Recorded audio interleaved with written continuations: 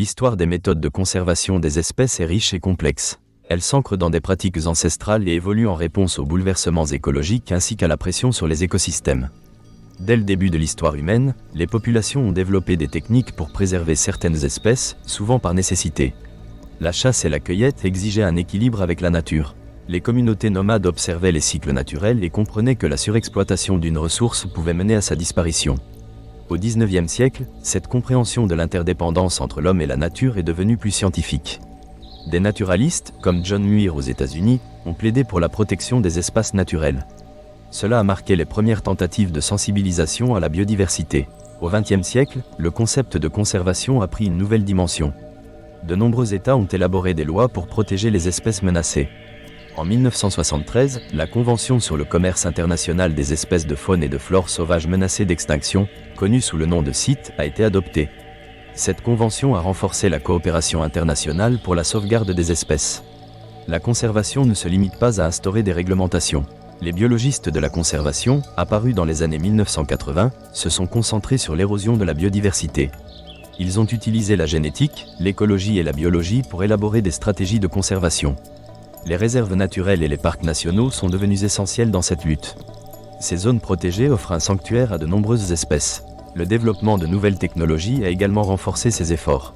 Internet facilite le partage des données. Les scientifiques peuvent surveiller les populations animales en temps réel grâce aux technologies de géolocalisation. Cela leur permet d'identifier les déplacements des espèces et d'anticiper les menaces.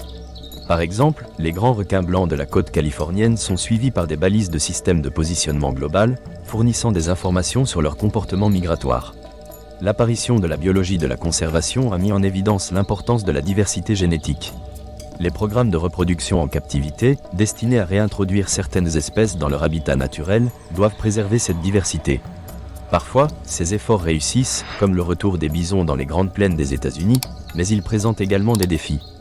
Des initiatives telles que le sommet de la Terre de Rio en 1992 ont rassemblé des pays autour de l'importance de prendre des décisions éclairées sur l'environnement.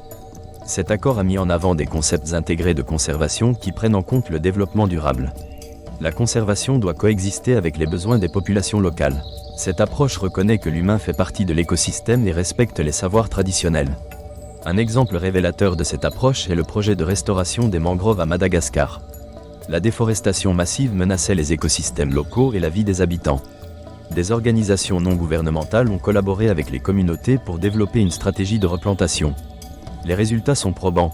Les mangroves restaurées contribuent à la biodiversité et fournissent des ressources essentielles aux communautés riveraines. Cependant, des défis subsistent.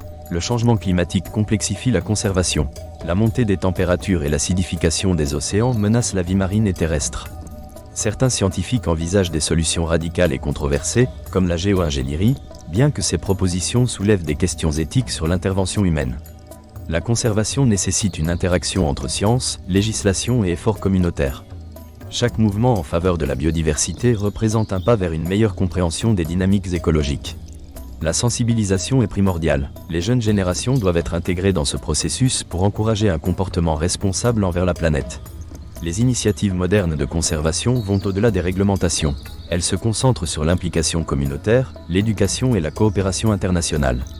Pour un avenir durable, il est impératif que la conservation soit abordée avec rigueur scientifique et responsabilité collective. En conclusion, l'histoire des méthodes de conservation des espèces illustre un parcours évolutif.